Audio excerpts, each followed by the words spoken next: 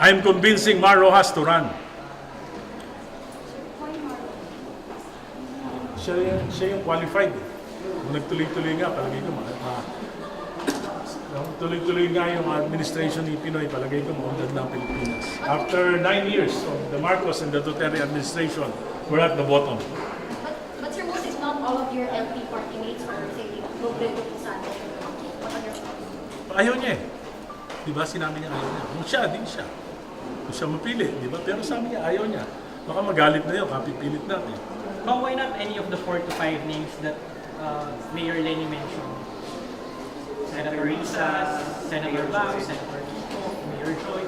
Wala naman akong maliwanag naman na pinaniniwalaan ko yung kakayahan ng Mar Rojas. Maski si Mar Rojas, sabi niya, ano ba bago? Biboto pa ba ako? Dapat baguhin natin, ako. Hindi dapat ang magbago yung kandidato. Ang magbago yung mga pag-iisip ng tao. So magkampanya tayo, baguhin natin yung isip ng tao.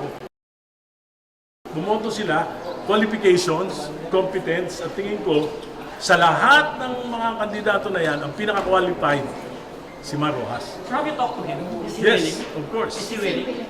Alam mo si Mar Rojas, para yung nanligaw, binasted. Masakit sa kanya yung pagkakabasted sa kanya. Pero sa nangyayari sa bayan natin, dahil mahal niya yung bayan natin, abay, nasasaktan yan.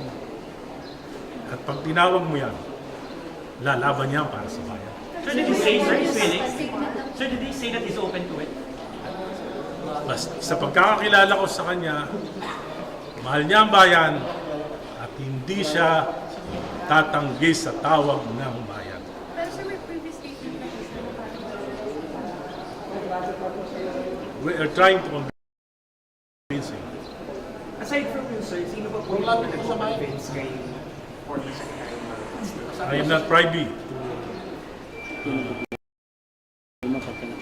name them. But there are other... Yes, of course. Congressman, sa usapang politika, so paano kung makakatulong kay Mar Rojas pag na-impeach si Vice President Sara? Paano kung makakatulong kay Mar Rojas pag na-impeach si Vice President Sara? Would you... Pag na-impeach si Vice President Sara, ang maglalaban yung dilaw sa kayong pula.